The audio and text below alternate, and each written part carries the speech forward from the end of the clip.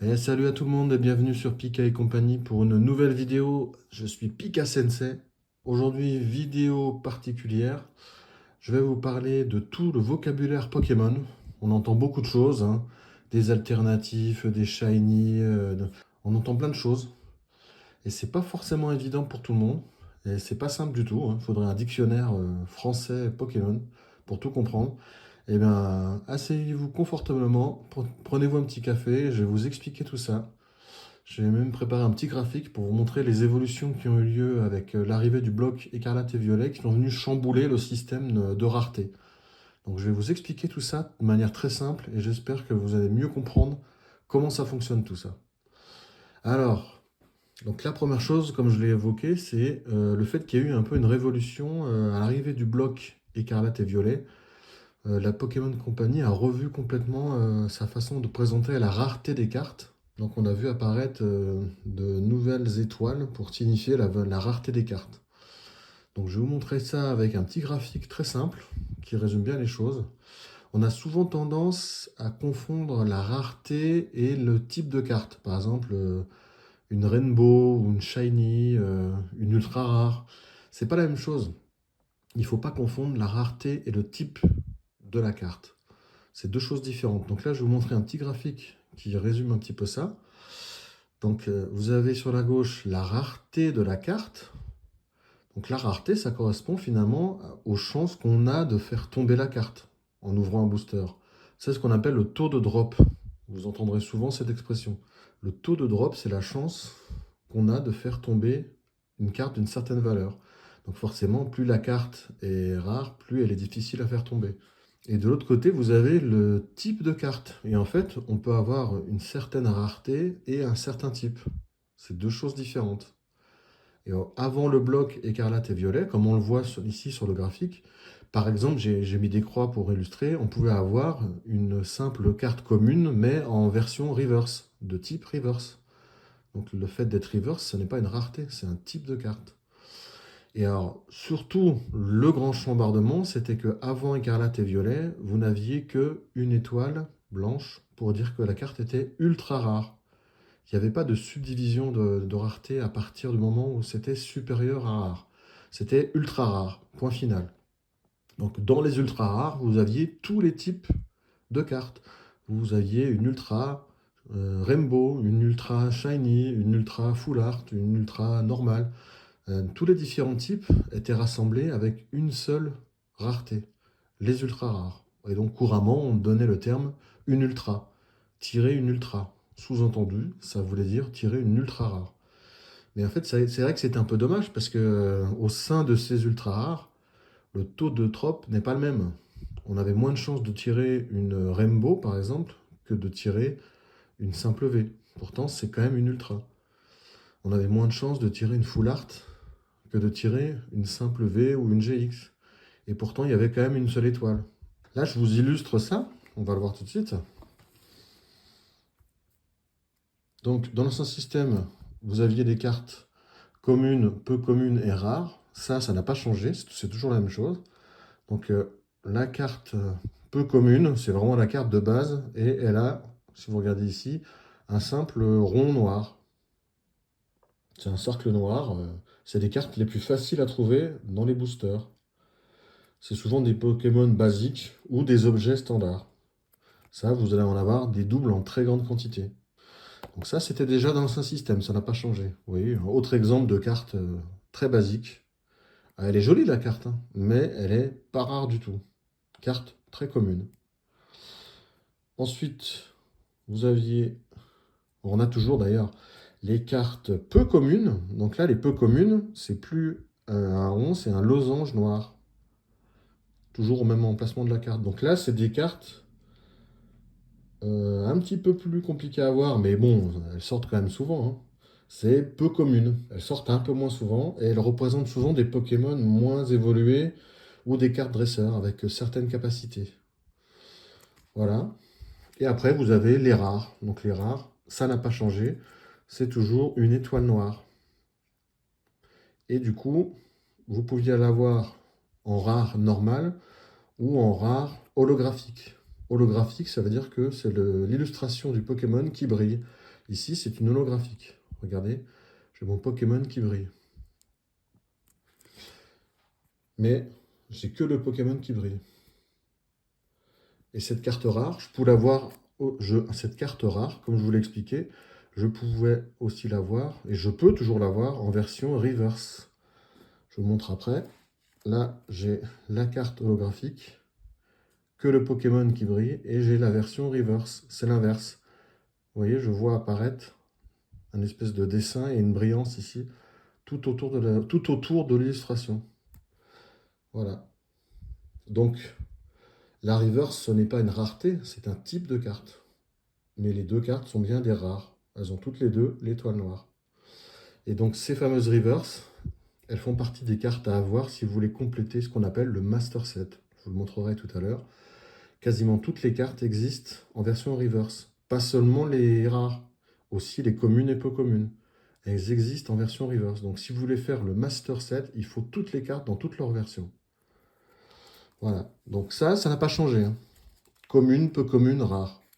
Et ensuite, dans l'ancien système, je vous montre, toutes les ultras avaient une étoile blanche. C'est ce qu'on retrouve ici sur, par exemple, les GX. Ici, si vous regardez bien, vous avez, je ne sais pas s'il va la prendre, il y a une petite étoile blanche. Et c'était un type GX. Là, vous aviez une étoile blanche également. C'est une GG. C'est une classification particulière qu'on retrouve dans Zénith Suprême. Mais elle a quand même son étoile blanche. Ici, une TG, Trainer Gallery. C'est une classification particulière, mais elle a son étoile blanche. C'est une ultra. Ce sont toutes des ultras. Parce que ça, ce sont des cartes d'avant le bloc écarlate et violet. Là aussi, là, c'est une full art de Zamazenta. Et j'ai une étoile blanche. Donc, je vais vous expliquer ce que c'est qu'après les full art en détail. Là, j'ai une Rainbow. Elle a son étoile blanche. Voilà. En gros, vous avez compris. Une Shiny, étoile blanche. Toutes les cartes avaient une étoile blanche. Une full art dresser, étoile blanche. Il n'y avait qu'une étoile blanche pour toutes les ultras. Et après, différents types. Donc ça, c'est fini depuis le bloc écarlate et violet. La Pokémon Company a décidé de mettre en place vraiment une révolution. Et au lieu d'avoir une seule étoile pour les ultras, elle a créé plusieurs types de cartes ultra rares, suivant vraiment le taux de drop. Et du coup, elle a aussi fait basculer certains... Ça, je vous le montre sur mon deuxième graphique, là. Certains types de cartes sont devenus des raretés. Par exemple, les Shiny sont devenues des raretés à part entière. Elles ont un certain nombre d'étoiles. Donc les petites Shiny ont un tour d'étoiles jaunes et les grandes Shiny, elles ont 2 tours d'étoiles jaunes. Simplement le contour. Et ils ont supprimé les rainbows. Depuis écarlate et violet, il n'y a plus de rainbow. Peut-être que ça va revenir, mais ce type a été supprimé. Voilà. Les golds sont devenus maintenant une rareté. C'est ce qu'on verra tout à l'heure avec les 3 étoiles jaunes. Donc il y a une refonte complète. Certains types sont devenus des raretés. Et les ultra rares ont été développés en différentes raretés. C'est ce qu'on va voir tout de suite. Donc, au niveau des cartes basiques, ça n'a pas changé. Hein. On est toujours sur les cartes communes avec un cercle. C'est exactement ce qu'on a vu tout à l'heure. Tout ça, ça n'a pas changé. Carte commune, carte peu commune, le losange, et carte rare avec l'étoile. Là où ça commence à changer, donc je les ai mis dans l'ordre. Donc ensuite, vous avez les doubles rares. Donc c'est 2 étoiles noires. Ça correspond actuellement aux cartes X. Par exemple, là, Givrali X. Donc c'est une carte qui est plus compliquée à sortir au niveau du drop que les rares. Et vous avez le personnage qui est mis en avant, mais qui ne prend pas encore quand même toute la carte. Ça, c'est Givrali X de type Terra Crystal. Donc ça commence à être une carte difficile à sortir, mais c'est quand même moins compliqué que les suivantes. Ensuite, vous avez les cartes ultra rares qui correspondent aux full art. Anciennement, les full art. En fait, vous avez les 2 étoiles blanches à chaque fois. Et la carte, l'illustration prend l'intégralité de la carte. Vous voyez, par rapport à la carte précédente, mon Pokémon, là, il reste en haut de la carte. Il n'est pas vraiment en bas. Ici, sur une carte ultra rare, 2 étoiles blanches full art, ça prend toute la carte. Charme d'Atalante, c'est pareil. Vous retrouvez les 2 étoiles. Et l'illustration prend l'intégralité de la carte. Donc ça, c'est une full art. Le niveau suivant, on retrouve une étoile jaune. Et maintenant, ça s'appelle les cartes illustrations rares. Ça, c'est en Occident. Et au Japon, ils ont une dénomination différente. Ils appellent ça une AR. C'est pour ça que vous entendez souvent parler d'AR. En fait, une AR, c'est une illustration rare. Une étoile jaune, et généralement, ça représente un Pokémon dans son environnement, comme ça, qui prend toute la carte. Mais c'est pas une simple full art. Il est dans une scène, dans son environnement. Et c'est ce qu'on appelle une alternative. Mais ce terme d'alternative, souvent galvaudé, en fait, il n'existe pas officiellement. En fait, c'est une façon de présenter certaines cartes, comme celle-ci, qui correspondent généralement aux une étoile et on verra aux 2 étoiles. Et c'est un Pokémon qui n'est pas simplement représenté de manière normale, mais dans une scène, comme un tableau, dans un environnement. On appelle ça donc une alternative, mais ce n'est pas une classification officielle de la Pokémon Company. C'est un terme de collectionneur en fait. Là, vous avez un autre exemple. Une étoile jaune, le Pokémon Bulbizarre dans une scène, dans son environnement. Là, on le voit dans sa maison, avec, entouré de plantes et d'autres Pokémon. On ne le voit pas en gros plan, en full art. Ça, c'est bien une alternative. Mais du niveau une étoile. Illustration rare. Après, vous avez le niveau au-dessus. Si je fais tout tomber. 2 étoiles. Donc là, c'est le niveau illustration rare spéciale. Au Japon, on appelle ça les SAR. Et donc, c'est aussi des cartes alternatives puisque le Pokémon ou son dresseur ou les deux sont dans l'environnement, comme un tableau. Et donc, c'est pour ça qu'on entend souvent parler de SAR, comme tout à l'heure, les AR. Et en fait, c'est que par facilité, on reprend la dénomination japonaise, mais en français, c'est bien, enfin en français, au niveau international, officiellement, c'est illustration rare spéciale.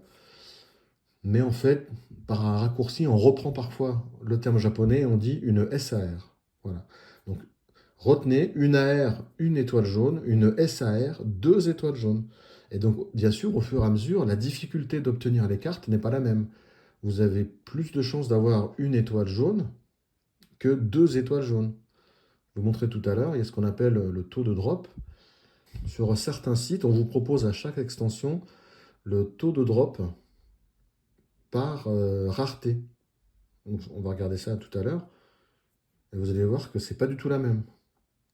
Donc Pokémon, en fait, avec ce nouveau système, est venu différencier les différentes raretés entre elles. Avant, on n'avait que ultra rares. Et c'est tout. Et maintenant, on a des cartes de différents niveaux de rareté. Et c'est bien plus conforme à la réalité, puisqu'avant, une ultra rare, on pouvait avoir, comme je l'avais dit, une rainbow ou une gold ou une full art. Alors, ça n'a pas la même chance de sortir.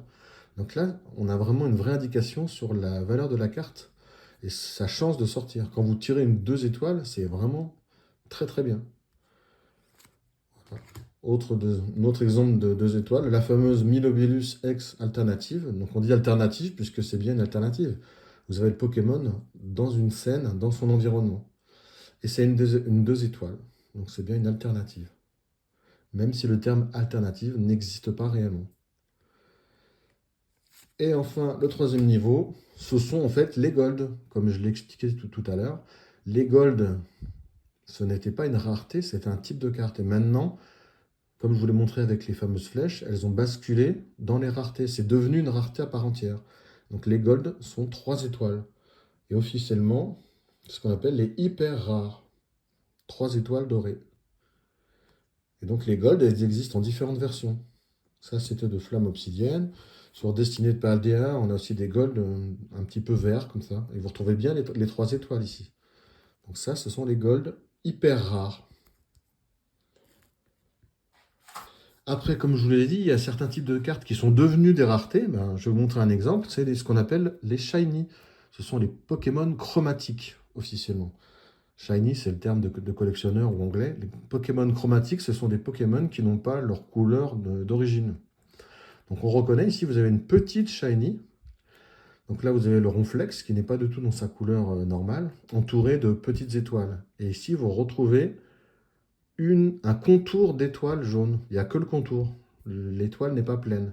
Donc ça représente une carte chromatique rare. Officiellement, c'est chromatique rare. C'est ce que nous on appelle une petite shiny.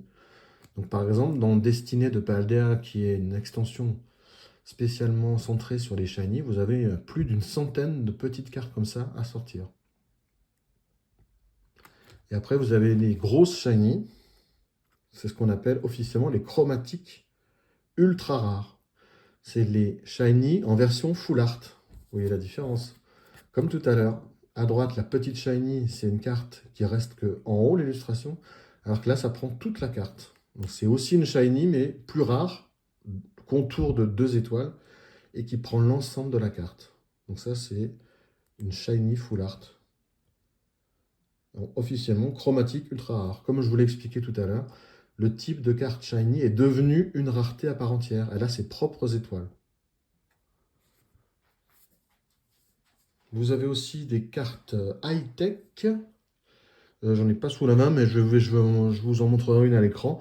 C'est des cartes particulières avec une étoile de couleur framboise. C'est une nouvelle rareté. Ce sont des cartes dresseurs avec un effet particulier, puissant. C'est surtout utilisé pour les joueurs. Et ça a été introduit depuis déjà assez longtemps dans les anciennes extensions, à partir de noir et blanc, je crois. Et là, c'est revenu depuis écarlate et violet. Donc c'est une rareté particulière, mais ça ressort quand même relativement souvent. C'est assez facile à dropper, mais c'est recherché par les joueurs. Et c'est maintenant donc une rareté particulière, parce qu'elle a sa propre étoile. Voilà, donc ça c'est maintenant les seules raretés qui sont officielles. Ce qu'il faut retenir, c'est que la dénomination n'est pas la même en Occident par rapport au japonais. On utilise parfois le japonais AR et SAR pour désigner une étoile dorée et 2 étoiles dorées. Et une alternative, ce n'est pas un terme officiel, c'est utilisé par les collectionneurs pour désigner une carte au minimum une étoile dorée avec un Pokémon dans son environnement, ou ça peut être un dresseur également, ou un Pokémon et son dresseur. Donc il faut bien différencier, comme je vous l'ai montré, la rareté et le type de carte. Alors maintenant je reviens un petit peu, parce qu'on a passé en revue la rareté, les différents types de cartes, on les a vus, mais je reviens rapidement dessus. Donc là j'en ai déjà parlé, les holographiques, comme j'ai déjà expliqué, c'est le Pokémon qui brille. Avant, ce n'était pas toujours le cas sur les rares, et maintenant sur toutes les rares, elles sont holographiques. Donc c'est plus simple, et ça évite de peser facilement les paquets. Et après, vous avez les différents types de cartes que j'ai montré tout à l'heure, les GX, les V, les VMAX, les V-Star, etc. Donc ces cartes, ça représente des versions plus puissantes des Pokémon. C'est aussi fait à la base pour les joueurs. Ça offre des capacités, des attaques plus puissantes. Donc voilà, vous retrouvez les VMAX, les V, etc. Les GX, donc là il n'y en a plus actuellement. Mais c'est un type de carte. Dernièrement, on a vu aussi les cartes reverse particulières avec des Pokéballs et des Master Balls qui sont apparus avec évolution prismatique. Je dois en avoir là. Là, j'ai une Pokéball. Bon, là, je ne sais pas si on la voit bien, mais voilà. C'est d'une reverse. Et regardez, là, vous avez la Pokéball qui apparaît. Et il y a la même chose avec le M pour la Master Ball. Donc, ce n'est pas une rareté particulière, puisque là, j'ai bien la Pokéball sur une carte commune. J'ai mon rond noir. Donc, la Pokéball n'est pas une rareté. C'est un type de carte. Voilà. Si vous avez compris ça, vous avez tout compris. La rareté d'un côté, le type de carte de l'autre. Donc là, sur une commune, j'ai une Pokéball. J'aurais pu l'avoir sur une rare ou sur une peu commune. Je refais un petit aparté vite fait pour que ça soit bien clair dans votre esprit au niveau des fameuses alternatives. Donc là, j'ai un exemple très parlant avec Ursaking Lune Vermeille. Là, vous avez une version du Pokémon en full art. Donc vous avez le Pokémon qui prend entièrement la carte, les 2 étoiles blanches, et tout est centré sur lui. Le fond derrière, c'est un vague fond rose, mais il n'y a rien qui en sort. C'est le Pokémon qui est mis en avant. Et à côté, pour faire le parallèle, là vous l'avez, alors en gradé, mais ça n'a rien à voir, c'est pas grave. Là vous avez sa version alternative. Et donc la différence est flagrante. Vous retrouvez bien le Pokémon, mais il est dans son environnement, dans une scène, en train de faire une action. Là il est en train de manger du miel dans un arbre. Et vous avez toute la forêt qui le regarde derrière, les petits Pokémon, etc. Et donc c'est une vraie scène. C'est quasiment une œuvre d'art ce truc. Donc ça c'est une alternative. Et ça c'est une carte full art classique. C'est pour ça que vous n'aurez jamais d'alternative dans les 2 étoiles blanches. Ça commence à partir de une étoile jaune, ou comme ici, 2 étoiles jaunes. Si vous avez suivi, 2 étoiles jaunes, c'est SAR en japonais et illustration spéciale rare en français. Alors après, il y a un terme qui revient souvent, c'est les secrètes.